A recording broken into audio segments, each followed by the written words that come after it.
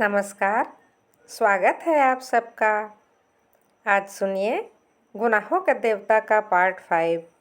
कहानी के पिछले भाग में हमने जाना कि कहानी के एक और मुख्य किरदार डॉक्टर शुक्ला के बारे में, साथ ही साथ उनके और चंद्र के बीच हुई वार्तालाप भी सुनी। अब आगे सुनिए। यदि आप इस चैनल पर नए हैं तो प्लीज़ सब्सक्राइब कर दीजिए। चंद्र के जाने के जरा ही देर बाद पापा आए और खाने बैठे। सुधा ने रसोई की रेशमी धोती पहनी और पापा को पंखा झलने बैठ गई।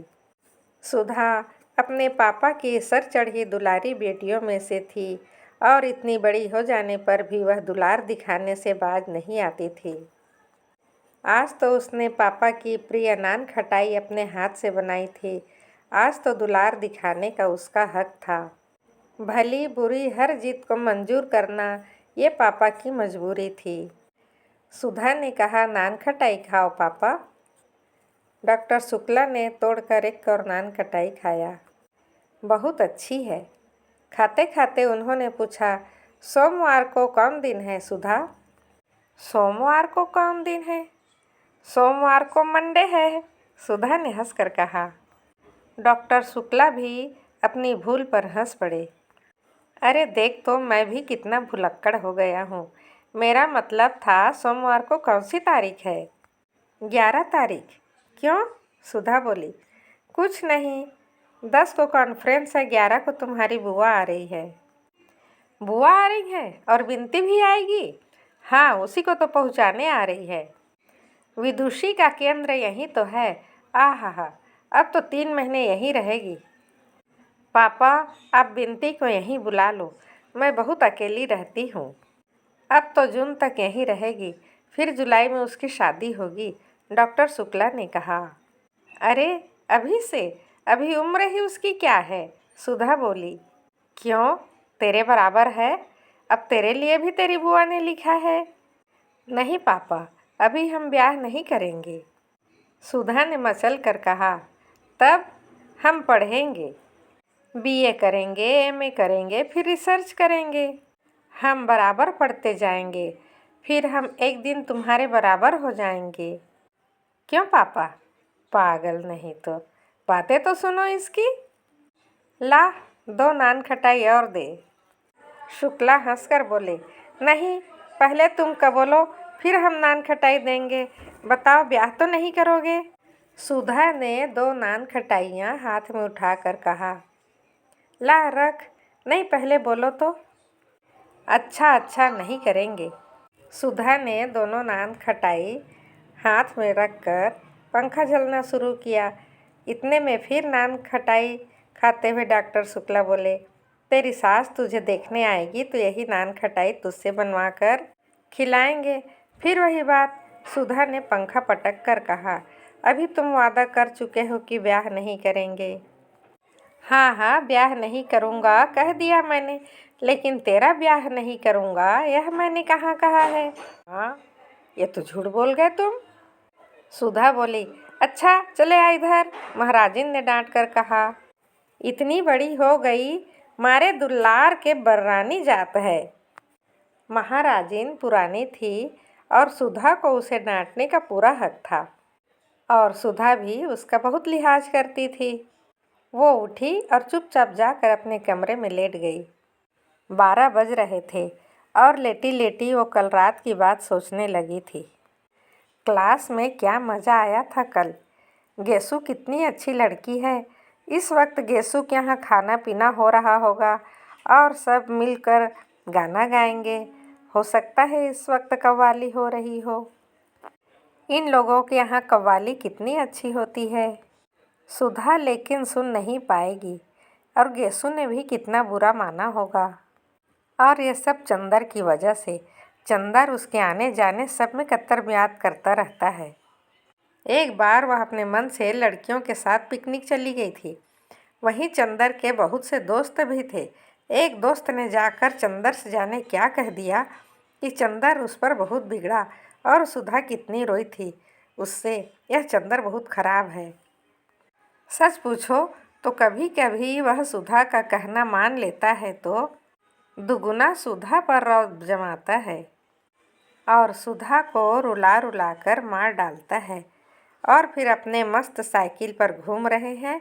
यही सब सोचते सोचते सुधा को नींद आ गई और 3 बजे जब गेसु आई तो सुधा सो रही थी।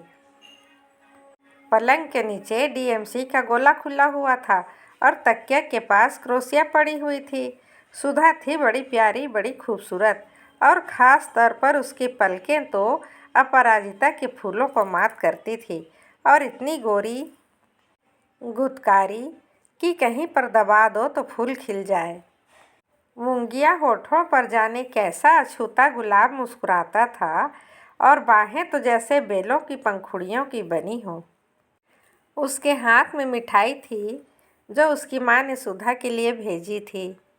वह पल भर खड़ी रही, फिर उसने मेज़ पर मिठाई रख दी और क्रोशिया से सुधा की गर्दन गुदगुदाने लगी। सुधा ने करवट बदल ली। गेसु ने डीएमसी का डोरा उठाया, उसकी चुटिया से एक छोर बांध के दूसरा छोर मेज के पाए में बांध दिया और उसके बाद बोली, सुधा, सुधा उठो। सुधा चौंक कर उठ गई और आंखें मलते मलते बोली, अब 2 बज गए हैं, लाए हो या नहीं? ओहो, उन्हें लाए हो या नहीं? किसे बुलाया था रानी 2 बजे? जरा हमें भी तो मालूम हो। चुटकी काटते हुए गेसु ने पूछा। मार डाला बेदर्द कहीं की। ये सब अपने उन्हीं अख्तर मियाँ को दिखाया कर। ज्यों ही सिर ढकने के लिए सुधा ने पल्ला उठाया तो देखा कि चोटी डोर में बंधी हुई है। इससे पहले सुधा कुछ कहे गेसु बोली, या सनम, जरा पढ़ाई तो देखो। मैंने तो सुना था नींद ना आए इसलिए लड़के अपनी चोटी खूंटी में बांध लेते हैं, पर यह नहीं मालूम था कि अब लड़कियां भी वही करने लगी हैं। सुधा ने चोटी से डोर खोलते हुए कहा, मैं ही सताने के लिए रह गई हूँ। अख्तर मियाँ की चोटी बांधकर नचाना उन्हें। अभी से बेताब क्यों हुए जाती है? अरे रानी, उनकी चोटी कहाँ? मियाँ है मियाँ, चोटी न सही दाढ़ी सही। दाढ़ी? खुदा खैर करे, अगर वे दाढ़ी रख ले तो मैं उनसे मोहब्बत तोड़ लूँ। सुधा हंसने लगी, ले अम्मी ने तेरे लिए मिठाई भेजी है। तू आई क्यों नहीं? क्या बताऊँ? बताओ बताओ, कुछ नहीं। तू कब आएगी? गेसु सुनो, इसी मंगल, नहीं नहीं, बृहस्पति को बुआ आ रही हैं। वो चली जाएंगी तब आऊँगी मैं। अच्छा चलो मैं चलूँ, अभी काम है। प्रभा के यहाँ मिठाई पहुँचानी है। अरे बैठो भी अभी, सुधा ने उसकी ओढ़नी खींचकर बैठाते हुए कहा। अभी आई हो, बैठी हो, अभी दामन संभाला है। हाँ हाँ, अब तो तू भी उर्दू शायरी कहने लगी। गेसु ने बैठते हुए कहा। तेरा ही मर्ज लग गया, सुधा ने हंसते हुए कहा। देख कहीं और मर्ज ना लग जाए, तेरे लिए भी कहीं इंतजाम करना पड़ेगा। गेसु ने पलंग पर लेटते हुए कहा। अरे ये वो गुड़ नहीं जिसे चींटे खाए। देखूंगी देखूंगी क्या, देख रही हूँ।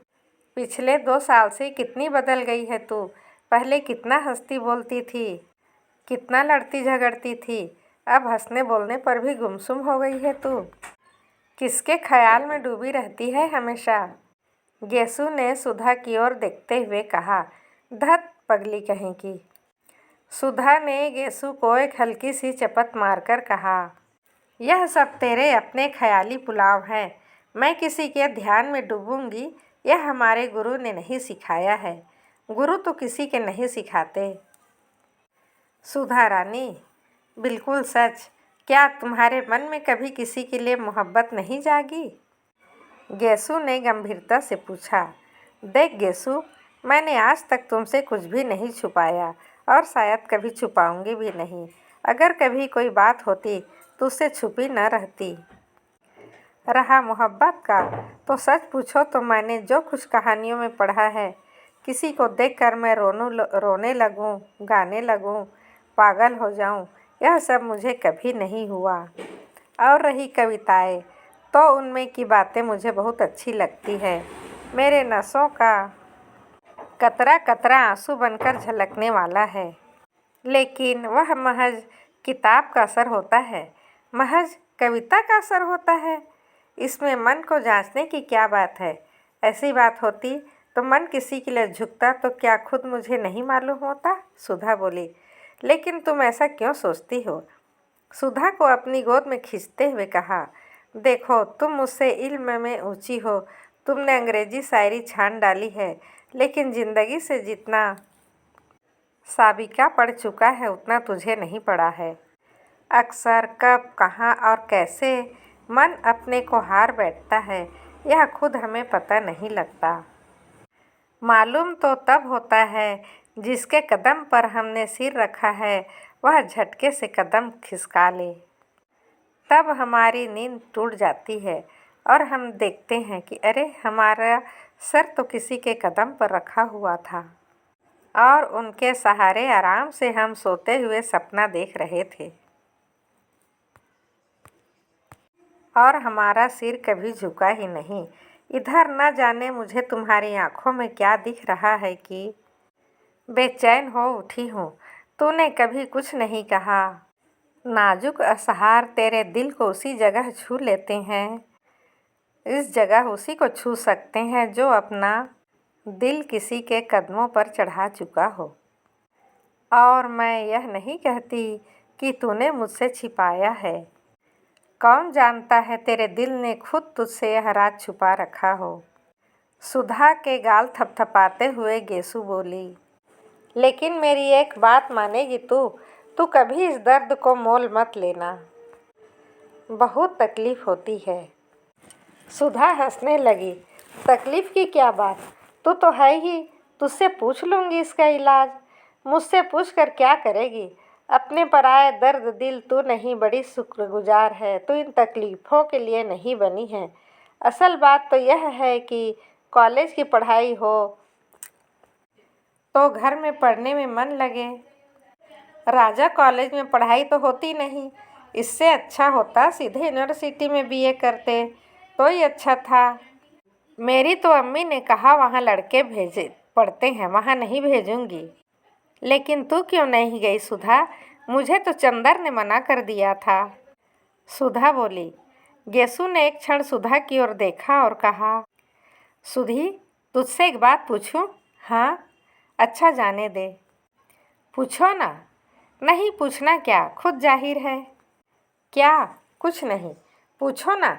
अच्छा फिर कभी पूछ लेंगे, अब देर हो रही है, आधा घंटा हो गया, बाहर जाना है। कभी हसरत को लेकर आओ, सुधा बोली। अब पहले तुम आओ, गेसु ने चलते चलते कहा। हाँ हम तो बिनती को लेकर आएंगे और हसरत से कह देना हम उसके लिए तोहफा लाएंगे। अच्छा सलाम। और गेसु की गाड़ी मुश्किल से फाटक के बाहर गई होगी कि साइकिल पर चंदर आते हुए दिख पड़ा। सुधा ने बहुत गौर से देखा कि उसके साथ कौन है, मगर वह अकेला था। सुधा सचमुच झल्ला गई।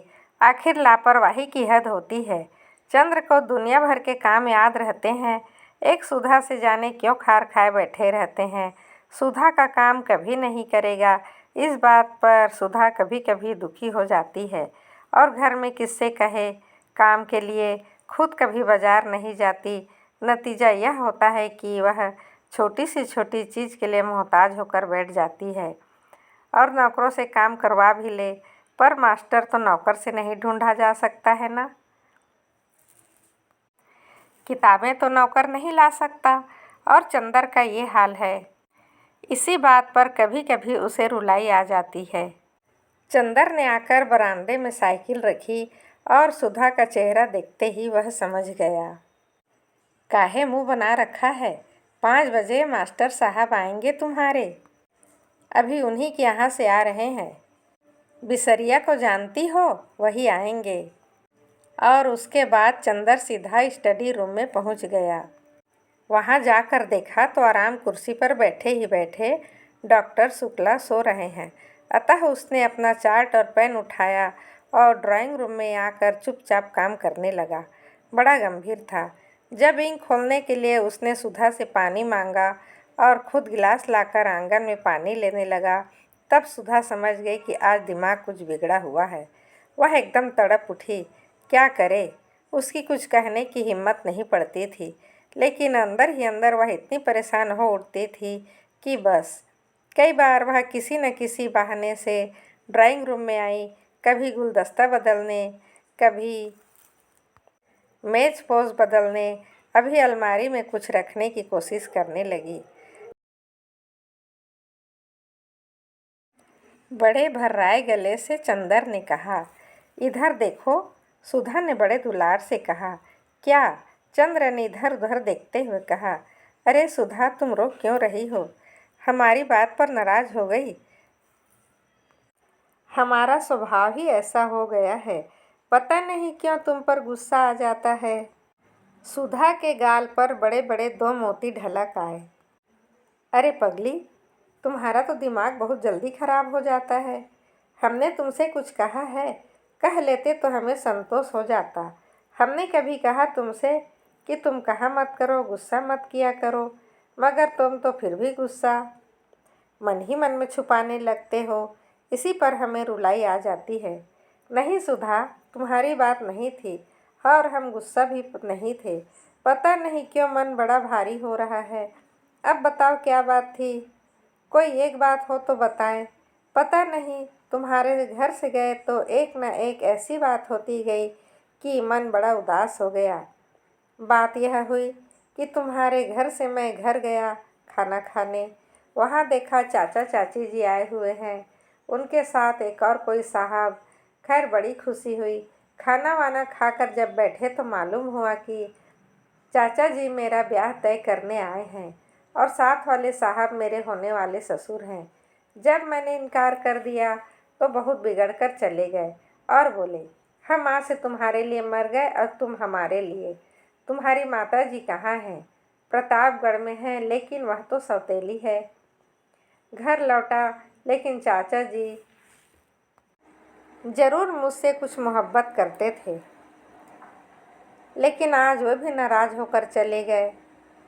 मेरी सौतेली माँ तो चाहती ही नहीं कि मैं वापस घर लौटूं। तुम शादी क्यों नहीं कर लेते? नहीं सुधा, शादी नहीं करनी है मुझे। मैंने देखा कि जिसकी शादी हुई कोई भी सुखी नहीं हुआ, सभी का भविष्य बिगड़ गया। और कौन जाने कैसी लड़की हो। उसमें क्या, पापा से कहो उस लड़की को जाकर देख ले, हमें अकेला भी नहीं लगेगा। क्यों? नहीं जी, तुम समझती नहीं हो। जिंदगी निभानी है, कोई भैंस नहीं खरीदना है। तो उसी से कर लो जिससे प्यार करते हो। शायद नहीं, बिल्कुल ठीक, हम भी यही सोच रहे थे। इसलिए कि तुमने प्यार किया होता तो हमसे थोड़ी छिपाते, हमें ज़रूर बताते। और नहीं बताया तो हम समझ गए कि अभी तुमने किसी से प्यार नहीं किया। लेकिन तुमने यह पीछा क्यों सुधा? कुछ नहीं, अभी गेसु आई थी, वह बोली, सुधा तुमने कभी किसी से प्यार किया है? असल में वह अख्तर को प्यार करती है, उससे उसका विवाह होने वाला है। उसने पूछा कि तूने किसी से प्यार किया है? हमने कहा नहीं। बोली तू अपने से छुपाती है। तो मन ही मन सोचते रहे कि तुम आओगे तो तुमसे पूछेंगे। हमने कभी प्यार तो नहीं किया, क्योंकि तुम ही एक हो जिससे हमारा मन कभी कोई बात नहीं छुपाता। अगर कोई बात छिपाई भी होती हमने तो तुम ज़रूर बता देते। फिर हमने सोचा कि कभी शायद हमने प्यार किया हो, तुम्हें बताया हो, पर हम भूल गए।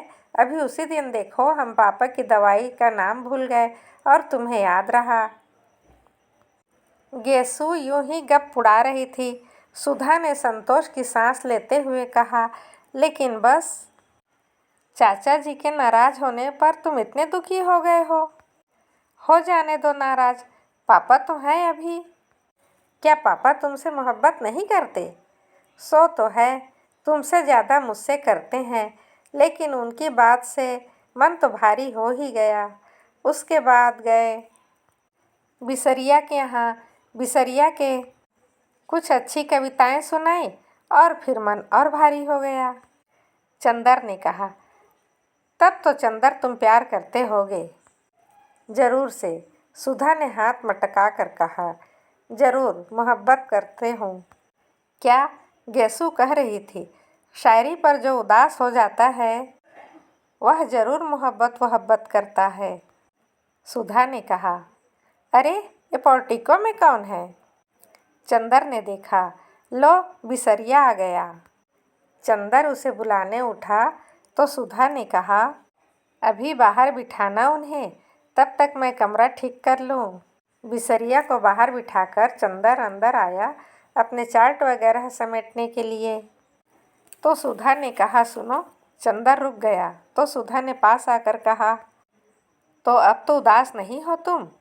नहीं चाहते तो मत करो शादी, इसमें उदास क्या होना। और कविता वविता पर मुंह बनाकर बैठे तो अच्छी बात नहीं होगी। अच्छा भैया, ठीक है। अच्छा बच्चा नहीं, बताओ तुम्हें मेरी कसम है, उदास मत हुआ करो, फिर हमसे कोई काम नहीं होता। अच्छा भाई, उदास नहीं होंगे, पगली कहीं की, चंदर ने चपत मारकर कहा। और बरबस उसके मुंह से ठंडी सांस निकली। उसने चार्ट उठाकर स्टडी रूम में रखा। डॉक्टर साहब अभी सो रहे थे। सुधा कमरा ठीक कर रही थी। वह बिसरिया के पास आकर बैठ गया। थोड़ी देर में कमरा ठीक करके सुधा दरवाजे के पास आकर खड़ी हो गई। चंद्र ने पूछा, इस साल बीए फाइनल का इम्तहान देंगी? बिसरिया ने बिना आंखें उठाए हाथ जोड़ लिए। सुधा ने हाथ जोड़े और फिर बहुत सकुचा सी गई। चंदर उठा और बिसरिया को लाकर बिठा दिया। सभी अचानक से चुप हो गए, एकदम चुप। अंत में चंदर बोला, लो तुम्हारे मास्टर साहब आ गए, अब बताओ तुम्हें क्या क्या पढ़ना है? सुधा एकदम चुप। बिसरिया कभी यह पुस्तक उल्टा कभी वह पुस्तक पलटा। थोड़ी देर बाद वह बोला, आपके क्या विषय हैं? जी, बड़ी कोशिश से बोलते हुए सुधा ने कहा, हिंदी, इकोनॉमिक्स और गृह विज्ञान। और उसके माथे पर पसीना झलक आया। सुधा ने चंदर की ओर देखा, फिर मुस्कुराकर मुंह झुका लिया। बोलो ना तुम खुद, यह राजा गर्ल्स कॉलेज में है। अच्छा, अब आप पढ़ाइए, मैं अपना काम करूं। चंदर उठकर स्टडी रूम की ओर जाने लगा। मुश्किल से दरवाजे तक पहुंचा होगा कि सुधा ने बिसरिया से कहा, जी मैं पेन ले आऊं? और लपकती हुई चंदर के पास पहुंची। ए सुनो चंदर। और चंदर रुक गया और उसका कुर्ता पकड़कर छोटे बच्चों की तरह मचलते हुए सुधा बोली, तुम चलकर बैठो, तभी हम पढ़ेंगे। ऐसे शर्म लगती है, जाओ चलो, हर वक्त वही बचपना। चंदर ने डांट कर कहा, चलो पढ़ो सीधे से, इतनी बड़ी हो गई हो, अभी तक वही आदतें। सुधा चुपचाप मुंह लटकाकर खड़ी हो गई। फिर धीरे धीरे पढ़ने लगी। चंदर स्टडी रूम में जाकर चार्ट बनाने लगा। डॉक्टर साहब सो ही रहे थे। एक मक्खी उड़कर उनके गले पर बैठ गई। उन्होंने बाएं हाथ से मक्खी मारते हुए नींद में कहा, मैं इस मामले में सरकार की नीति का विरोध करता हूँ। चंद्र ने चौंक कर पीछे देखा तो साहब जग गए थे और जम्हाई ले रहे थे। जी आपने मुझसे कुछ कहा? चंद्र ने पूछा। नहीं, क्या मैंने कुछ कहा था क्या? अरे 5:30 बज गए, बिल्कुल शाम हो गई। डॉक्टर साहब ने बाहर देखकर कहा, अब रहने दो कपूर। कहाँ है? आज से उसके मास्टर साहब आने लगे हैं। अच्छा अच्छा, अगर कल से साथ नहीं बैठोगे तुम तो हम नहीं पढ़ेंगे। हम साथ नहीं बैठ सकते, चाहे तुम पढ़ो या ना पढ़ो। और आगे बढ़ा तो फिर हम नहीं पढ़ेंगे। सुधा ने जोर से कहा, क्या बात है, क्यों लड़ रहे हो तुम लोग? डॉक्टर शुक्ला अपने कमरे से बोले। चंद्र कमरे में जाकर बोला, कुछ नहीं, यह कह रही है, पहले हम कहेंगे। पापा, हमने इनसे कहा तुम पढ़ते वक्त साथ बैठा करो, हमें बहुत शर्म लगती है, यह कहते हैं। जब सुधा चाय लाने गई तो डॉक्टर साहब बोले, कोई विश्वास पात्र लड़का है? अपने घर की लड़की समझकर सुधा को सौंपना पढ़ने के लिए। सुधा कोई बच्ची नहीं है। हाँ हाँ, ये भी कोई कहने की बात हुई? हाँ, वैसे सुधा अभी तक तुम्हारी ही निगाहबानी में रही है। तुम खुद ही अपनी जिम्मेदारी समझते हो। लड़का हिंदी में एमए है? हाँ, एमए किया है। अच्छा है, तब तो बिनती आ रही है, उसे भी पढ़ा देगा। सुधा चाय लेकर आ गई थी। पापा, तुम लखनऊ कब जाओगे? शुक्रवार को। क्यों? और ये भी जाएंगे? हाँ। और हम अकेले रहेंगे? क्यों? महाराजिन यहीं सोएंगी और अगले सोमवार को हम लौट आएंगे। अभी आप सुधा चंद्र की प्रेम कहानी सुन रहे थे, गुनाहों का देवता। अगली कड़ी में फिर मिलते हैं। यदि आप इस चैनल पर नए हैं तो प्लीज़ सब्सक्राइब कर दीजिए, लाइक कर दीजिए। आपका दिन शुभ हो, मंगलमय हो। आप सदा हंसते रहिए, मुस्कुराते रहिए। राधे राधे, धन्यवाद।